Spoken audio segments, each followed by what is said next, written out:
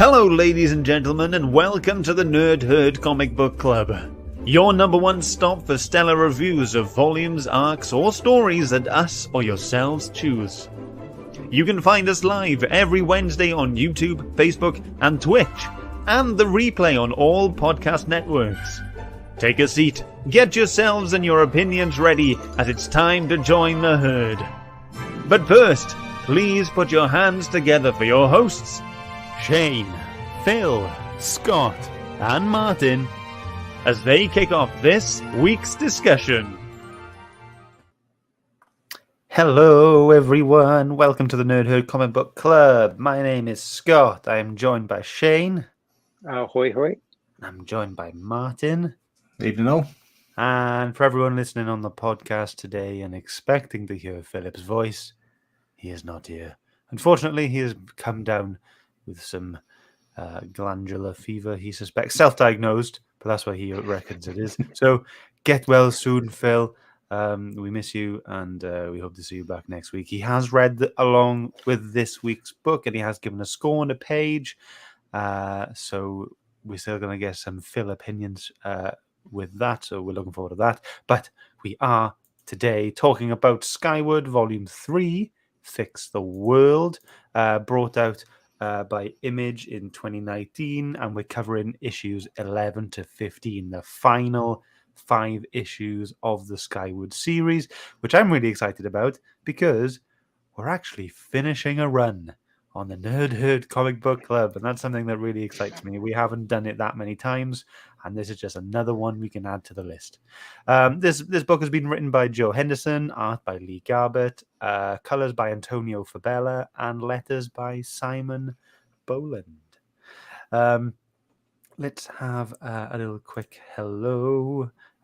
We have Liam here, a hidey ho, and that's who we've got. That's all we've got so far today. No one else yet, but I'm sure they'll be coming in soon. Okay, so let me tell you about Skyward Volume 3. So, Willa's faced some terrifying storms, some giant man-eating bugs, a deadly rebellion, and a whole lot of heartbreak. But nothing can really prepare her for this. It's time for her to fulfill her father's last request, and it's time for her to fix the world. So we see her kind of start off following the kind of cryptic map that her father had made. She goes to Kansas City. She finds like this big Y intersection in the middle of this river canyon. She goes down there. She finds the door for this, the secret door, and then she finds a big red button, and she goes to hit it. But what's his name? The evil guy. We gotta remember the evil guy, the rich evil guy. He tries to stop her, but neither of them end up pressing the button, and this mystery figure presses the button. Gravity doesn't turn back on. Instead, a door opens, and inside that door you see this wonderful underground city that was built by Willa's father, and you discover that the mystery figure who hit the button is Willa's mum. Now that's how issue 11 pretty much goes, and we'll be talking about the rest of the story as we go on. But I want to get Shane's opinions first because he has named himself. So this week, Martin and I have just named ourselves Scott and Martin. Shane has named himself, I'm assuming, an opposite pun to Skyward, and you've said downhill. So I know what you're going to say, but tell everyone else what you're going to say. I'm sorry, Scott, but Sorry. Volume 1 started great. I really enjoyed Volume 1. I really enjoyed the premise. I really enjoyed the characters, and I thought it was going to be an absolute joyride.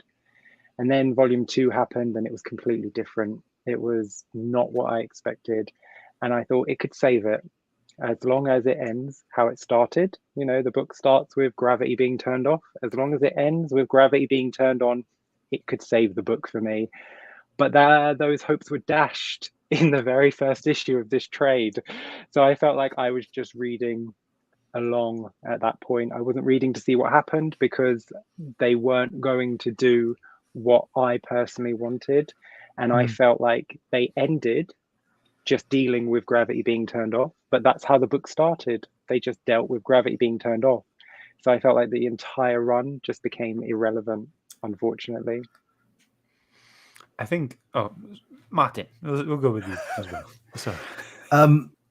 I do agree with Shane. This volume is definitely a downhill compared to the rest of the series. But last time we'd done this on the Nerd Herd, I hadn't read volume 1. So I read 1, 2, and 3 all together. And I quite enjoyed this story as a whole. It's probably one of the first indie titles that I was really interested in picking up. And I like it as a whole. But as this volume stands on its own, which is what I've read this week, it doesn't quite hold up without the rest of the story in that big package. Sadly, I do share a lot of things with Shane. Yeah, I mean, I agree that this isn't, the best of the 3 trades. But you can see the spin and then play on words of fix the world. Everyone assumes, even me before I read volume 3, that that's what's going to happen. Willa's ultimate goal is to turn gravity back on, and you assume that the writer is going to, indulge us as readers in giving Willa what she wants.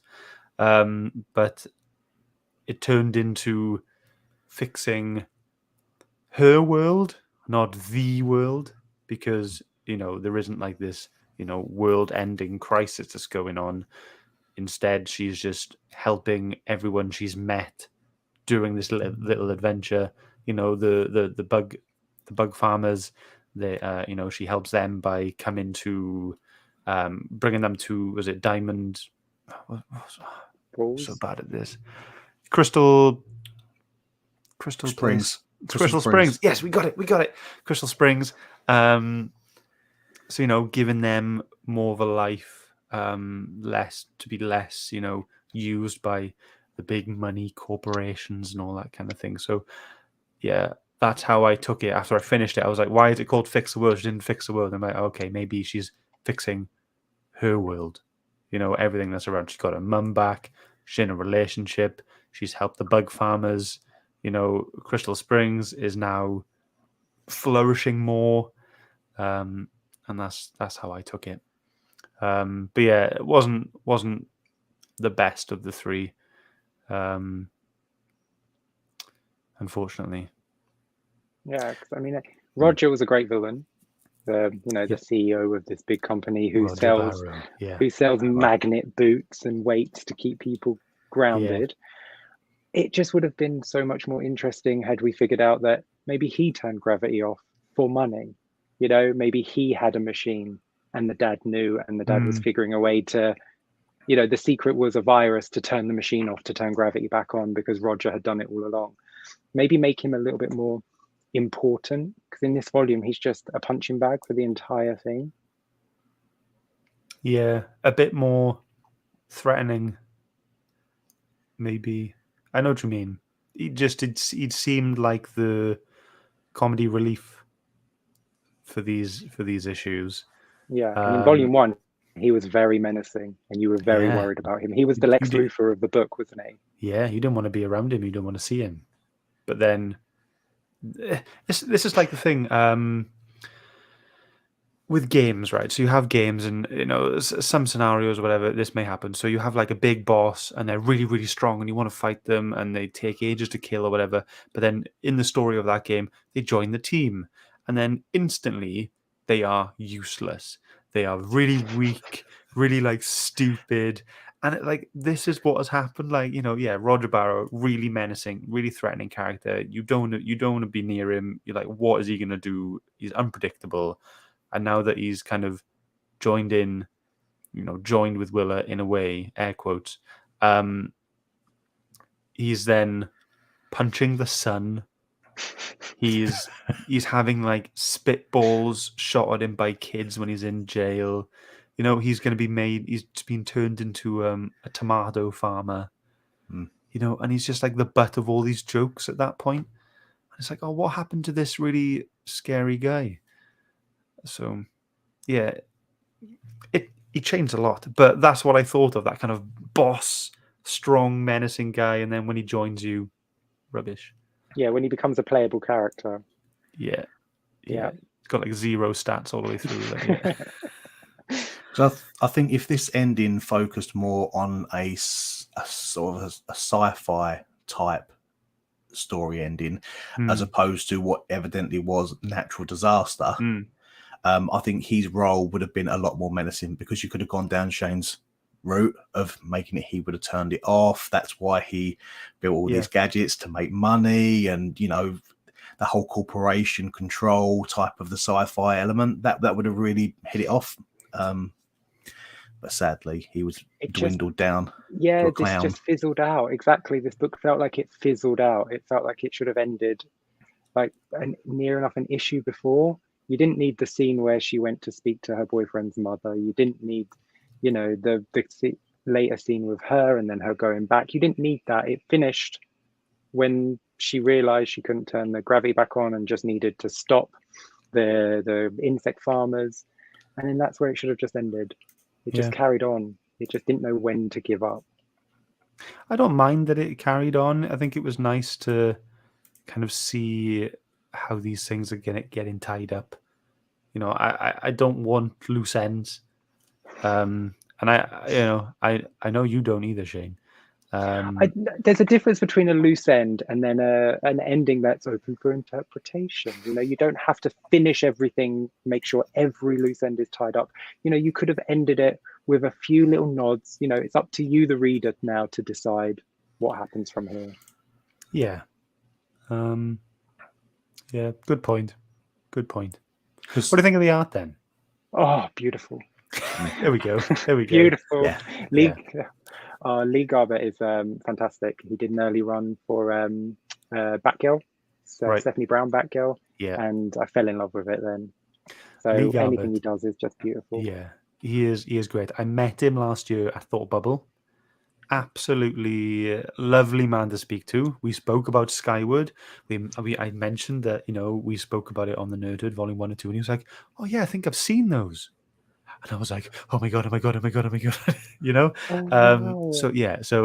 about Shadecraft, because he's done that with Joe Henderson as well. And then they were talking about like the Netflix stuff as well, because I think Shadecraft's come into Netflix or some sort of streaming service. But yeah, Lee Garbett, such a nice guy. And to know that this kind of person is drawing, like making this art, I'm so chuffed, It's just, I love the colors. The colors are amazing. Just like, and for all of the characters are floating. So to have all of these little poses of like flying around or just floating on one spot. And I'm looking at a page now where all of the farmers are coming into Crystal Springs. So, and there's about, 20 maybe on the screen, on the page, and they're all in a different pose. And that's amazing. I think that's so cool to be able to give that much variation for people floating. I think we commented on both volumes, how Willa's hair, when it's floating, looks amazing. It's completely different every single panel. It looks natural. It looks like it's moving. And, he didn't just copy and paste. He could have, to save time. He could have just, rotated it, make it wave left on one panel. But every panel, her hair is just beautiful and flowing in every direction. He could have gone the cheap route like they do in sci-fi shows when they can't afford to do anti-grav, and they put all the women's hair in buns and shave all the guys' hair. So they don't have to show movement in space. He could have done that. He wanted to show his skill. Oh, and it was lovely. It was brilliant. He nailed it. I think he nailed it, because there's stunning as the artwork was. You didn't need the story to tell you there wasn't no gravity, because the artwork spoke for that throughout the whole book. And this goes back even to volume 1 and 2, all the way through. You never forgot there weren't no gravity, because it was shown to you quite clearly. Yeah. And even when you see people walking, you see little sparks coming off their boots to show that they're wearing mag boots. I like that little touch. Yeah, I noticed that as well. It's just very clever. Really great artist. Really, really great. My favorite part, though, is the facial expressions. You know, not quite as intense as Isad Ribic. But, you know, we are getting really, really good and natural and just great looking facial expressions. Like things that I wouldn't even consider wanting or needing to see in a book. Like, you know, Willa, she's a very cheeky character. So some of the jibs that she's pulling is really, really nice. And it's really like relatable and it like grounds the character and it makes it easier to fall for these characters and believe them, and you know, just brilliant. I can't sing the praises of the art any more than I already have for this volume and the other two. You know, it's lovely to read a full story, isn't it, with the same artist? Yes. Oh yeah, awesome. Really, really good. Anything else you want to say before I show the pages? No? Okay, let's go. Right. Okay, Shane, we'll start with you first then, buddy. Yes, I love a good action panel. This is Willa's mum. So this is going back to pretty much issue 1, isn't it? It's like a flashback. We never saw what happened to her mum. She just floated away. Yeah. And then we followed the dad. So we never knew what happened. We all just assumed she had floated up into the atmosphere and passed away. But no, she just like ninja'd herself across the sky and saved herself. It was awesome. She's such a badass. It's so cool. And did we see something similar like this before in Volume 1 where they were all floating in space? Or was that something else? No, it was this because I remember we had to point out the little puppies and stuff. Oh, yeah. So, yeah, it reminded me of that. Just like the amount that's going on the page, just the debris and the little, you know, the vehicles and the people and bits of buildings and, you know, I'm assuming that's a plane or a boat or something that is floating above her. Yeah. It's just so chaotic, but looks brilliant. And the mother just figures it out so quickly how to navigate this sort of thing. You know, she bounces off things and she's got to get here and get there. And she's very clever. Until that last couple of panels where the selfish man actually saved her life. Yeah. Stuff around there's karma and it proves that karma's a thing. I know this is all written to happen, but karma's a thing. But that particular panel, like that particular page, that is a prime example of what I was saying before. The art was telling that story. There was very minimal dialogue on there that the art was telling it, which was great. Yeah, totally. Yeah. Brilliant. Just absolute talent. Love it. I'll go for Phil's. He has given a page. Let me just get the information up. Okay, so here's Phil's. For anyone on the podcast, this is on issue 11 where Barrow wants to get into Crystal Springs. He opens up the hatch in the bottom of the canyon, and Willa is just hurtling back, like pushing him in essentially.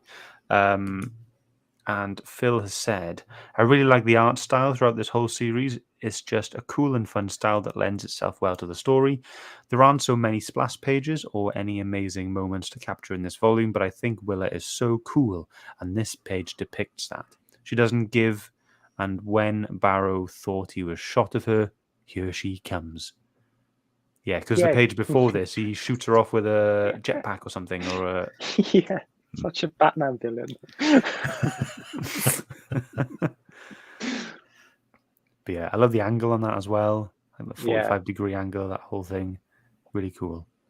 And just like the art on these characters, the faces, even the bad guys, they're all beautiful faces. Willa is gorgeous. You know, even Roger is a very handsome guy. Like, no one is drawn anything other than incredibly attractive. So Yeah. if anti-gravity makes everyone attractive, I think maybe we could afford to lose some gravity on this planet.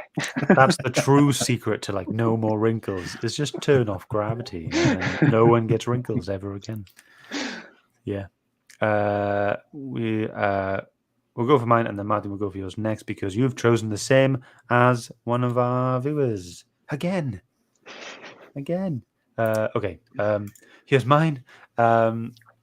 This is where the war is going on between the farmers and is it Kansas they're in? Oh no, it's not Kansas. They did Kansas, didn't they? Yeah, in Chicago. And this is mental. For anyone who hasn't read volume 2, it's when Willa discovers this kind of forest, and all of the insects, because of low gravity, have grown exponentially in size, and people are flying around on butterflies and fireflies and loads of other flying bugs. But this page is like beautiful but chaotic and crazy and messy but stunning. You know what I mean? Like all the butterflies with the different hues of orange and red going on in their wings and bits of purple as well. You've got they're picking up the people. They're floating around, flying around, and they got the buildings in the backdrop, and then the slight twist, the slight angle on this as well. It's just brilliant. There's quite a few cool pages with the butterflies on them, but this is the busiest page, I think, in my opinion, and my favorite one, my pick of the week. That was a really good scene, actually, as well. The farmer rocks up with his army all flying, and everyone in Chicago, they're not used to this. They've had their mag boots on for the past 20 years. They've never had to float anywhere. Yeah. And the second those mag boots get turned off, they're just completely helpless. But lucky, Willow has called in all her courier friends to come and help save the day, who know exactly how to navigate the skies. That was awesome. And the police as well. They popped in a little bit. Yes. Yeah. That was good. So cool. Yeah. All right. Finally, then, Martin. I chose this page simply. I'm not going to go as in depth as what probably our viewer has, but I chose this page because this is the one page I felt in the whole volume that just showed her how stunning this character actually is. She is a stunning character all the way through the book. This is actually the final page of the book. But this is what you get from the other volumes as well. But she's just a stunning backdrop. And the way he draws her, and as Shane was saying, her hair and everything, it just flows. It's just amazing. Yeah. Love this page. She looks relaxed. And just, how can you draw relaxation and floatiness? I don't get it. It's amazing. I'll never understand, but I can just give kudos to art like this. So good. So Brian had also sent this page in, and he said, this is the last page in the story. It shows just how free Willa is after her adventure. All the stresses and woes had been lifted, and she was finally free and happy once more. Although she had lost her father, she had once found her mother and found love, and was getting the chance to go out into the world, this time hopefully more relaxed. That's what Brian had said. But yeah, brilliant picture. Yeah. I just love the little canisters of air that she has to carry with her just in case she gets a bit too high. Yeah. Just in case, isn't it? Just in case. Let's say a few more hellos. We have evening gents from Sean. Hi, buddy. Thank you for coming on by. We got Triple G. What up, nerds? See what I did there? What up? Yeah. Oh, the sky? I don't know. Connie, sup, nerds? Sup, Connie? Thanks for coming along. And that's it for now. Liam did say that his issue with the art was that it could be very static, which I understand. I did notice that during the more action scenes. There wasn't that much like fluidity in the action. I found. Don't know if you guys agree or disagree. It probably stood out more because those were the sort of pages where you're looking for it.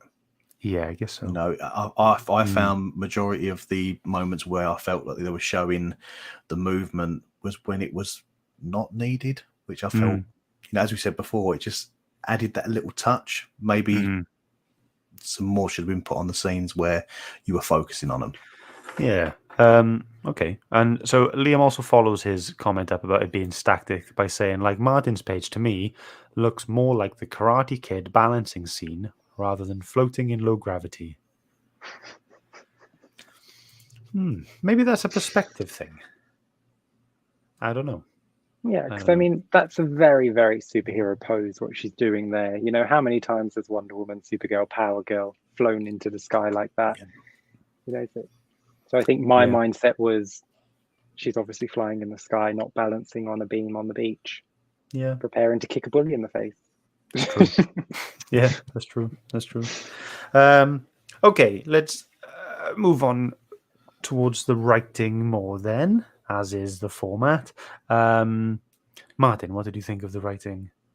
I think this is as a whole. This is where you start to go down. The artwork was just levels above the writing. I just found it. It was quick. This volume felt quick. It felt like there was nothing. It didn't lead you to things. It was very jumpy to certain topics. You know, they were talking about, oh, we got to the springs. Oh, okay, well, we've got to sort something out here. We're going out. Okay, I'm going out. Done. There was no sort of. It didn't guide you through the story. It just felt like they were crammed it too much in and just had to rush between the arcs to get back to Chicago. That's how I felt reading this one. Yeah, they should have found the town in the final issue. Finding it in issue 11 was a big mistake because your story ends. Because, you know, it starts with gravity. Like I said, it starts with gravity being turned off, and you think Willa is going to turn gravity back on. But in issue 11, you figure out that's not going to happen. So your story's over, essentially. Now you're just following Willa. Yeah, but then doesn't it, like, if we go in for the whole fix the world kind of thing, wouldn't you be interested to see, okay, so that's not how you fix the world. How is she going to fix the world? Yeah, but then she's been expecting to turn gravity back on. So there should have been some more consequences or some more emotion to Willa at that point when she realized it's not going to happen. I know she got her mum back, so she should be happy about that. But at the same time, she thought this was the spot to press a big red button and gravity was going to come back on. She believed that with everything that she was. Yeah. And that didn't happen. All it did was open the door to an underground town. And it's like, oh, okay, this is not what I expected. And she wasn't crushed enough. I like Willa and I don't want her to be destroyed, but I just want her to feel like, you know, I failed. There's nothing left now. That's it. Yeah. We just have to go back to the way things were. What can I do? Just a little bit of that. Not okay, on to the next task. It just felt like a video game where you just do one task, move on to the next one, do one task, go on to the next one. And I don't have a problem with the writing. I have a problem with the story. I can separate those two because I like the characters and the way they interact. I love the relationship between her and her boyfriend. I think that's adorable. He's so cute. I love the idea of farmers on giant bugs coming to take out a town. That's great. And I love the way they write that part. But it's the actual story after volume 1. For me, it was a constant decline. I just needed it to end better. And I think had they found the town in the final issue and realized the father's image of the future was to save the future wasn't to turn gravity back on, it was to live in these beautiful suburban underground towns, maybe she could then shed a tear and as she realizes what's happening, and then the book finishes, you know, like she realizes in that final page, in that final moment, this was my father's dream, and then the book ends. But to do that in issue 11, like I say, the final 4 issues, I was just like, why do I care now? Yeah, no, I get it.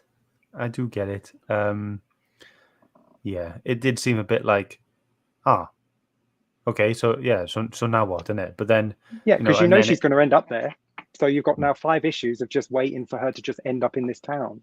Yeah, and then you follow on, and then the main thing that comes after that then is when you notice that gravity's not coming. coming back is, Mum coming back.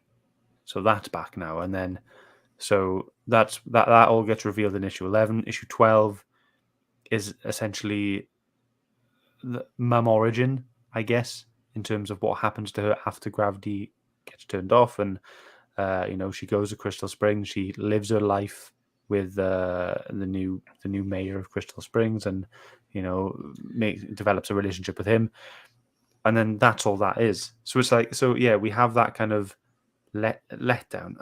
I don't mean letdown, but we have this kind of scenario where gravity isn't come back on. Okay, so as a reader, you've kind of got to shift your perspective a bit now, being like, okay, what is going to happen? Then we have the mother origin, which, if you were picking this up at monthlies, may seem like a filler. Issue 13 was probably my least preferred issue out of these 5 issues. It felt like nothing was going on. It was just like, we had the issue after the filler of, learning what happened to Willa's mum, and then you just have them hanging out in Crystal Springs. Roger Barrow is mad at the sun, and then they meet the kids, don't they? They meet the kids, and then they just find a way out and get into a plane, and then you have the last page of that issue being the farmers on the bugs flying towards Chicago. So it's like issue 11 is a really big point for this story. Issue 14 is then a really big point because that's the war. And then issue 15 is kind of the crossing the T's and dotting the I's, The prologue, all that kind of stuff. Yeah. Yeah, the epilogue. Yeah. I felt the war deserved more than an issue. And I think this is what I was trying to get to before. This is why I felt it's so rushed. What Shane said about they found in issue 11 the underground town, it was a big rush to get back there. So they never really had enough time with those issues to be able to explore the story they were trying to tell. And I just want to touch upon something that Lee said in the comments about an additional issue, a volume, sorry.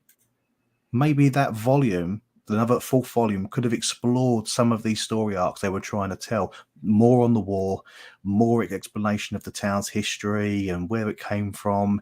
And also give us a build up to them going back to Chicago, build that suspense to the big war, and then give us the wind down. For me, that would have been a bit better. I just felt as if everything was just crammed in. And as I said, Shane's hit it on the nail. The problem was you've shown us the underground town in issue 11. You've now got to find a way to get back there in 5 issues and tell us everything else. So I think that's my biggest gripe.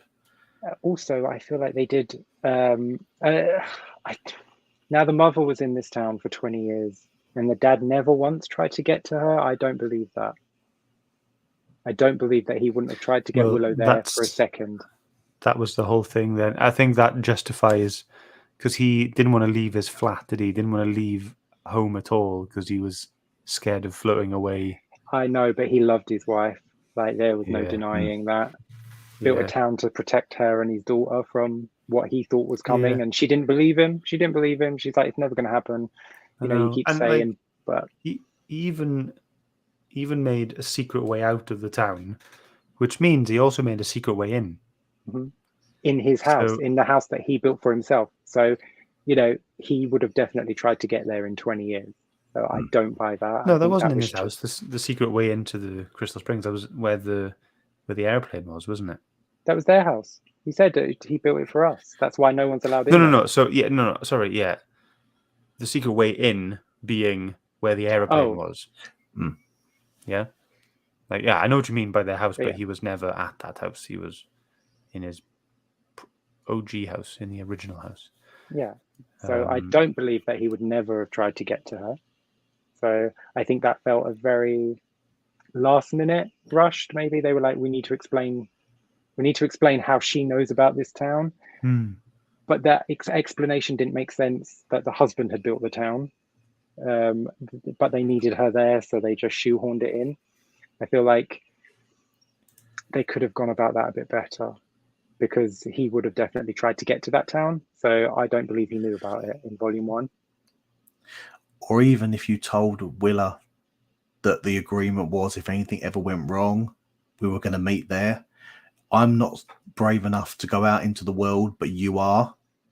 Go here and see what's there. Yeah, there's a chance I'm not saying she is, but there's a chance your mother made it here. You know? Yeah. Just something. But it was just just put in there, just to explain why she's at the town. You didn't even have to have her at the town. You could have had Willow stumble upon the town because she had her dad's map. You could have had the mum following her. The mum could have been searching for her this whole time, unable to get to her, and then followed her there. She didn't have to have been there the whole time. It just didn't make sense.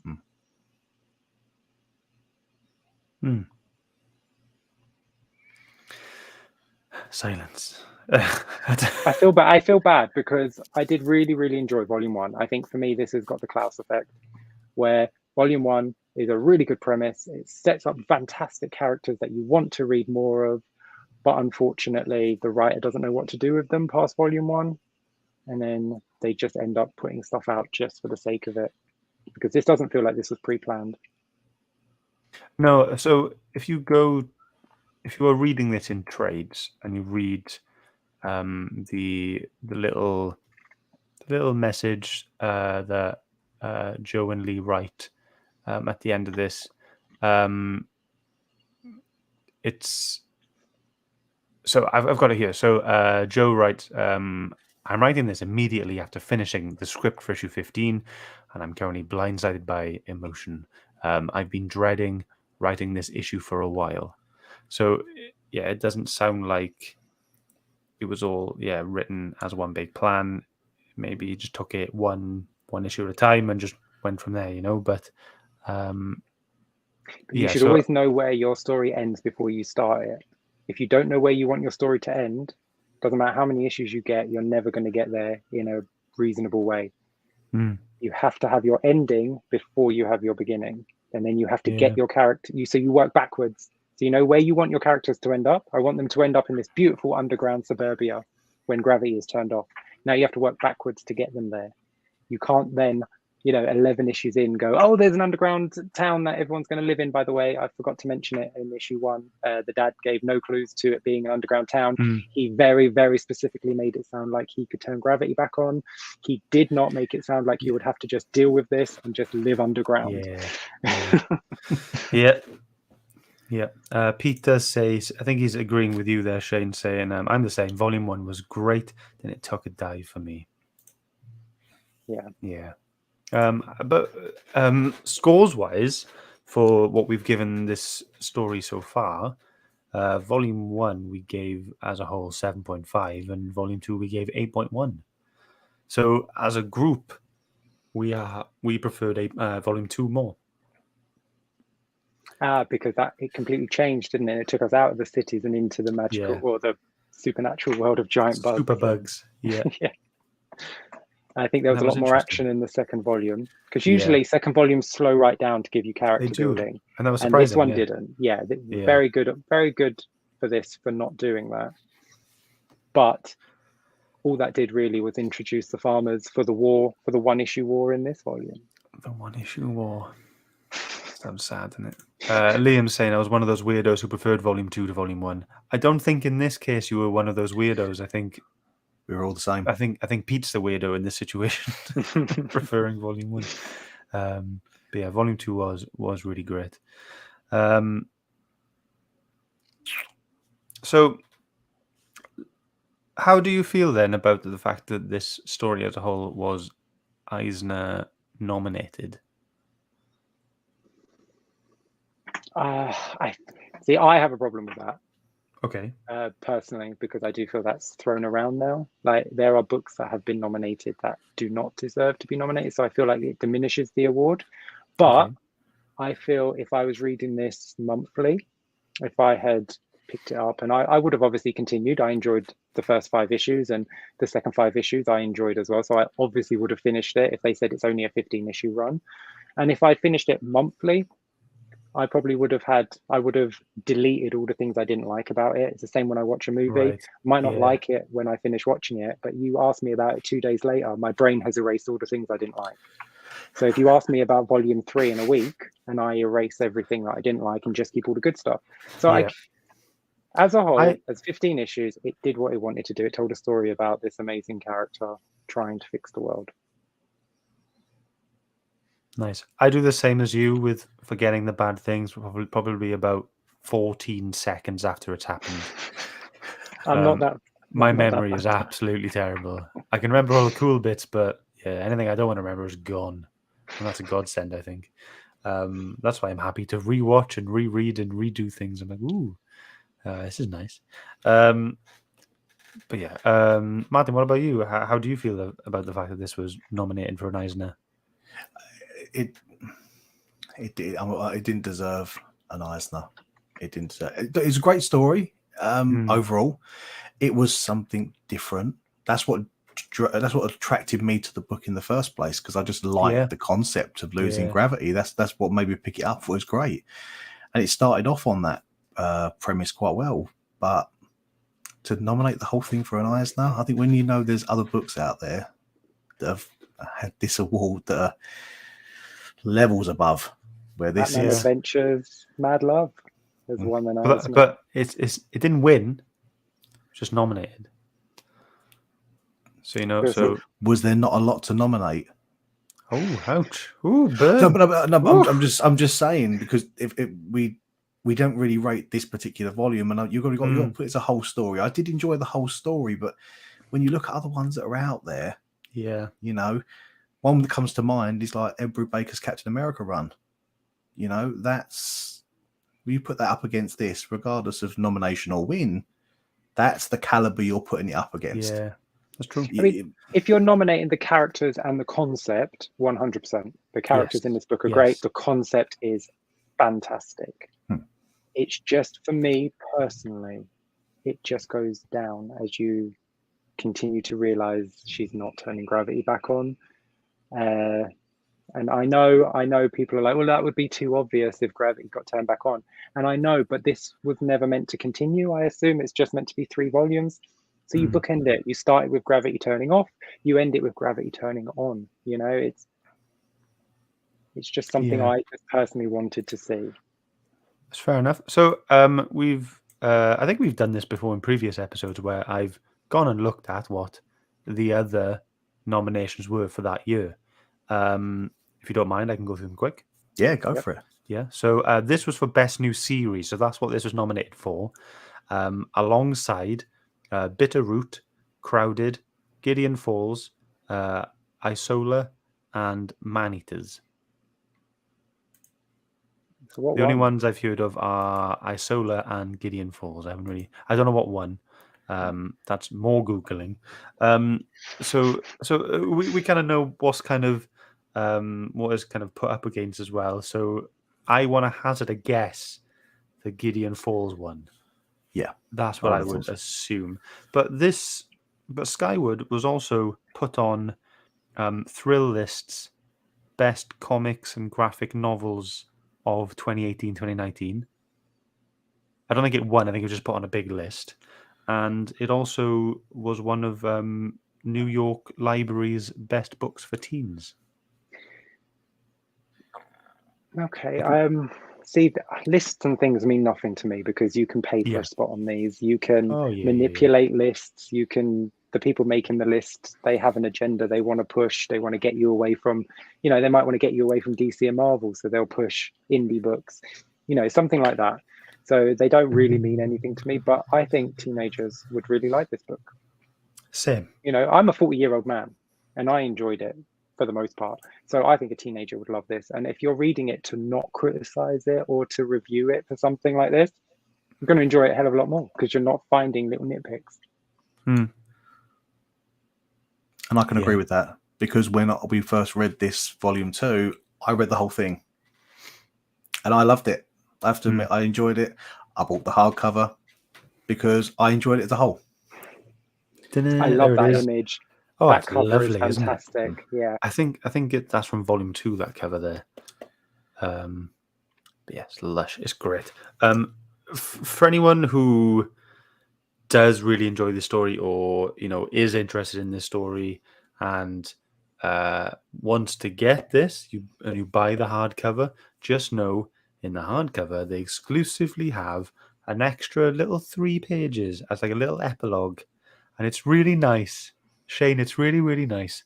I'm not gonna spoil it, but it just this story ends with her going on a little trip with her mum, and it just shows that it's just 3 pages going on this little trip with her mum, and it's kind of like this humbling, wholesome little thing, and you see them experience some new things, and it's really nice.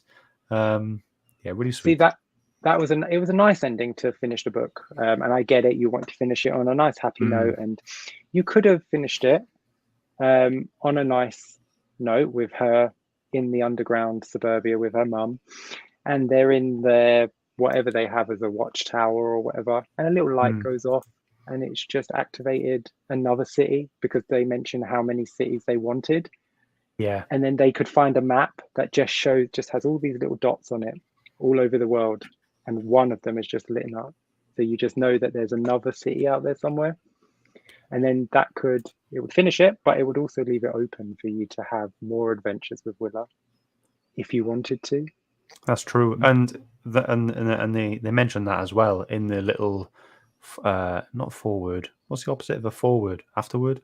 I don't know. But Joe writes, as far as I'm concerned, well, I'll go back a bit. It says, but what I didn't see coming is how weirdly proud I am of a fictional character going off into the world. As far as I'm concerned, she's still on her adventures.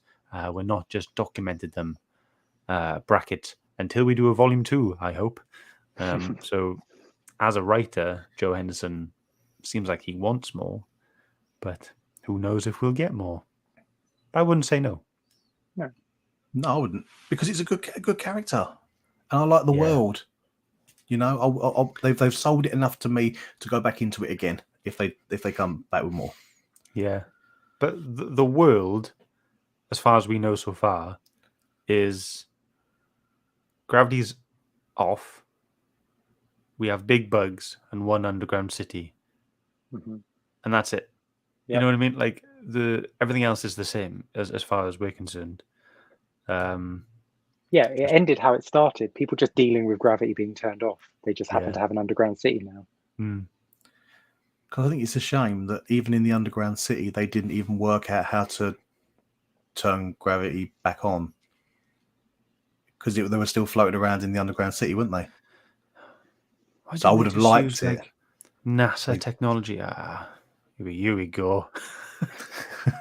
Oh no! But that would have been nice, wouldn't it? And I think that touches again. It goes to what Shane said. If they found other cities, you technically have addressed the gravity issue. But what you're doing is you're going underground to cities and a world you're building beneath to bring back normality. That would have been another twist to it, which would have given us. When they were looking for a way out after the mayor blew up their exit, they could have gone to the house to look for a way out, and they open the door, and it's just this tunnel that just goes and goes and goes, and there's just a locked door because that's another city, and you can't get in there from this side, so they have to come back and find another way. Just you plant the little things there to say that there is this underground world now that they had planned, because the dad knew gravity was being turned off years before it did.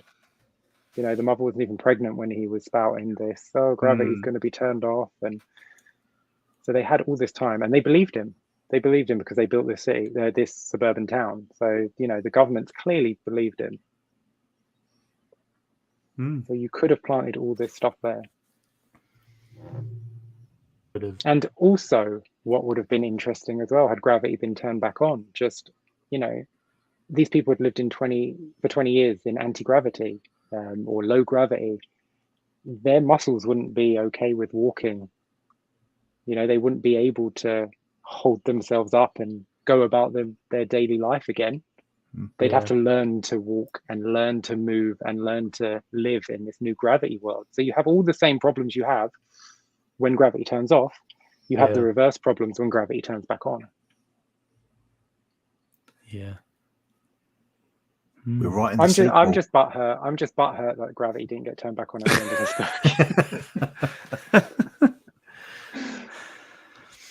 book. So what did we think of? I want to talk more about the war stuff. I'm terrible at remembering names. I really should write them down. You know, the the sexy bad guy, The leader. bad guy, the incredibly And- sexy bad guy. and I just saw her name, Serena, as well. Yes, That kind of play where she goes to turn off the electrics, boots. essentially. Yeah. Which lets the bugs in, and then turns off the mag boots and all that. So what did you think of that kind of exchange where she did it anyway, but then changed her mind? Yeah, that was like one panel, wasn't it? Like he talks to her, goes, "You don't have to do this," and she's like, "Yes, I do." And then she's like, "Okay, I did it, but I've made a deal with them, so they're going to let us all go if we give them you." I'm like, when did that happen? I literally just turned the page. All in the background, didn't it? Again, missed stuff that we could have had going on in the background that we, as a reader, would have liked to have known before the twist. Yeah, that made no sense. Again, the bad guy, he just gets beat up by these two nobodies, and they rob him. They steal his armor and his weapon, and they just trottle off. And it was like, you've just disrespected your main villain of Volume 2 in this book like you did your main villain of Volume 1. You've disrespected both of them. Now, I know they're the villains and they don't deserve your respect, but you don't have to treat them like the butt of the joke to beat them or to win in a story. Yeah. I did like how that fight ended, though, with him and Willa, where she's like, she's shooting around on her gas canisters, isn't it? And then she, they're fighting, and then she's like, "No, I've got to save some people," and he's like, "But you have to fight me," and then she's like, "No, I don't," and then just like kicks him away, and he's there like stunned, like, "Wait, what?" And then that even like hit me in a way, and I was like, "Oh yeah, you know what? Yeah, she doesn't have to." Yeah, she's right. She could just go away. She doesn't have to be involved. But we read so many things where action happens, and the main character just goes, "Okay, we'll fight then," And then to have this character to be so like strong-willed, and she has her goal. She didn't want anything to get in the way. She just batted him off and just carried on doing it. And I thought that was really great. I did like that. Yeah, I did like that twist, but again, it just made him a bit pointless by the end, because at that point when she kicked him away, he was irrelevant. And then you got to the next issue and you had the local kids put a net round him, rob his armor, take his sword, and leave him butt naked floating in the sea. When we were building up from Volume 2, him coming with an army of insects and people to take over the city, and that's how we ended up. Yep. Right, okay. Let's do some thoughts and scores. Let's see what we thought overall of the book. For anyone who's watching and you've read along, please do give us your score. We'll add it together, and we're also going to see what the series got as a whole. And we'll see where it lands, not only on the Season 3 leaderboard, but on the sequel leaderboard as well, the series leaderboard. So I'm looking forward to that, to see where it lands. So, Shane, if you wouldn't mind kicking us off, please. Overall, like I've said, characters in this book are fantastic. The premise is brilliant. It's going to draw anyone in. The premise of gravity being turned off and how people deal with that. It's such a good premise. It's just so simple, but so good. My problem is the whole point of Willa's adventure, the whole point of Willa leaving home was to turn gravity back on, and we find out she's not going to do that in the very first issue of this volume. I think that was a big faux pas on the writer's side for me. That should have been the final reveal in the final issue and then dealt with that way. The art is gorgeous. It's 15 issues, so I mean, you can't complain at 15 issues. It's an easy breezy read. Yeah, do you know what I mean? A cup of coffee and you'll read one of them in an hour.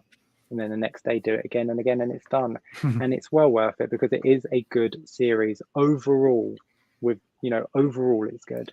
This doesn't score as high as volume 2 for me, and I can't in good faith score it as high as volume 1, but it's also not a low scoring book, so I am going to give it a 7. A 7. Nice. Great. Thank you very much. We do also have Phil's score as well, and we have a score from Brian over on Facebook as well. So we'll get to that later on. But Martin, do you want to go next? Yeah, I do share a lot of Shane's opinions here. As a whole story, I love this because for the whole story, when I read it last time, I was around the 8 or 9s. There's a single volume though. This is where my issue comes. The art was great throughout. There's no fault in the art one step of the way. The story did have its downfalls, but as we said before, the character interactions were good and the general writing was nice, and the way the character was with everything in the world was no issues whatsoever. For me, I'm gonna go down as well. I'm actually gonna go slightly down from what I was originally gonna score it before we started after discussion. So I'm gonna go in at a 7 as well. 7. Nice. Okay. We have our score from Liam as well. I'll read out Phil's first. Okay, so he said, this volume feels like one of those TV series where it's ending prematurely, so they have to tie up some loose ends. I still like the path they choose, but it definitely feels like they could have fleshed it out more. I would have liked to see more of the underground city for sure. The art I have no complaints about, and honestly the story, albeit quick, left me satisfied as a whole. I'm glad we got to finish it. You get some emotion, some laughs, some action. You get a nice resolution and compromise. I'm glad it didn't just end with gravity being switched back on. I'm going with a 6 out of 10. So that's what Phil's given it there. We have... well, I'll give mine. So yeah, what else is there to say? The art is stunning, fantastically drawn story by a fantastic man, and overall for the whole 15 issues, good story. But for these last 5, it did kind of start to dip a bit. It didn't seem like things were as thought out as volumes 1 and 2, and it just felt like they didn't have as many issues as they wanted to tell this story, so they kind of felt like they had to just bundle it up, wrap it up really quick, and just go from there. What was exciting about volume 1 was learning about the world, and we all really loved that. And then volume 2 really grabbed us because there was such a massive shift. We weren't in a city; we were in a jungle with giant bugs, so the whole dynamic changed. But then volume 3 came. Trying to combine those things, the city life with the wildlife, and some conflict from the previous stuff. And I think that's where it fell short. It felt like there was just trying to be too much jammed in to this story, unfortunately. But I am going to give it a 6.5. Nice. Okay, so Liam in the chat has read along. He says, I gave volume 1 a 6.5 and volume 2 a 7.5. But wow, did volume 3 take a nosedive? The art is nice, albeit static at times, but other than that, I was not a fan of this book. 5 out of 10. Fair enough. Thank you very much, Liam. And we have Brian as well on Facebook. He sent us a message and his opinion. He says, I haven't caught up on the podcast for Skyward yet to ensure how the previous volumes have been received by the herd, but all I can say is what a great read. I had to read it from issue 1 as I had not read it previously, but I sat and read it all in one go. I couldn't put it down. After reading the second volume, I thought it had lost the heart of the first. Then at the end of issue 11, there it was again, with the mother still being alive. I still felt it had strayed away from what had made the first volume so special with the war and such, but the setting needed to grow beyond those first 5 issues and become something bigger. Great story, well paced throughout, lovely art and so colourful a lot of the time. A lovely story about hope and bringing people together. It was nice to have a more light-hearted book to read for a change. This is an easy 8 out of 10. Wow. So there we go. So Brian loved this book the most. Awesome. Right. So let's do some quick maths. All right. So with Brian's 8 and Liam's 5, that gives the herd average a 6.5, which is great. Adding that onto Phil's 6, Shane's 7, my 6.5, and Martin's 7, that gives us a total average of 6.6. Okay, so before we go into the series leaderboard, let's see where it lands on our current top 10. So it doesn't hit the top 10. Our lowest top 10 is 7.5. So where does it land on the rest of the leaderboard? 6.6 gets joint 13th with Guardians of the Galaxy Volume 1. Volume 3. So, okay, so for the maths with the series as a whole, we have Volume 1, which had 7.5. We had Volume 2, which had 8.1.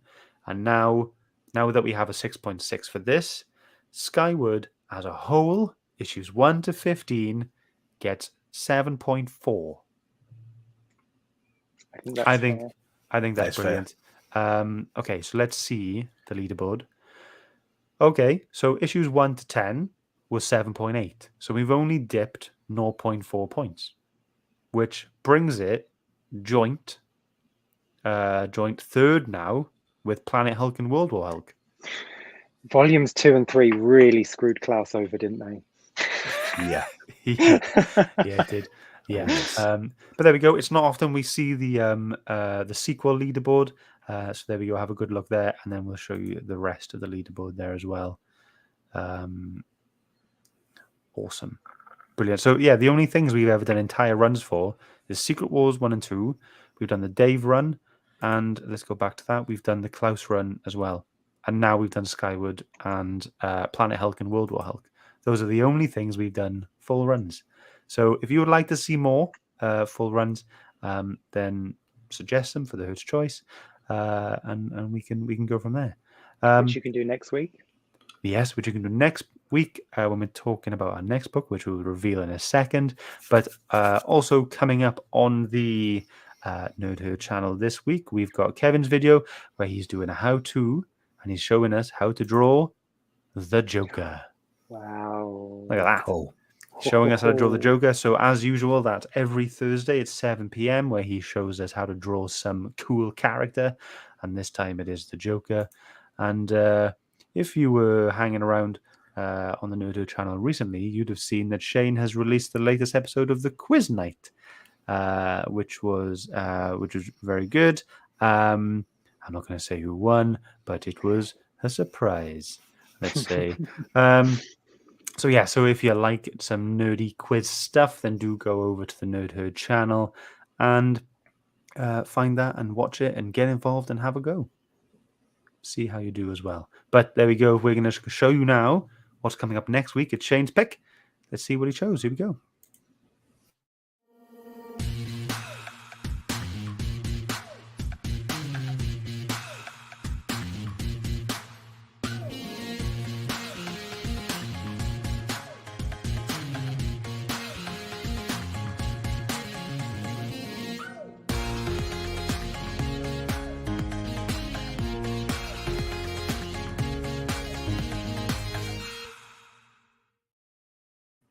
Shane, tell the world, please. What are we watching? What are we reading? Sorry. We're not going to watch iZombie. That show's finished. We are going to be reading iZombie Volume 1 from 2010 from Image Comics. Nice. How many issues? Image, yes. I believe it's 5. Yeah. There we go. Martin's confirming there. So we got the I first haven't read it yet. Okay, so we've got the first 5 issues of iZombie Volume 1 coming up next week. Same time as usual. 9:30 every Wednesday. Join the live show or catch us on the podcast as well. But all we got to do now is get your waves out. Bye. Bye, everyone. Love you.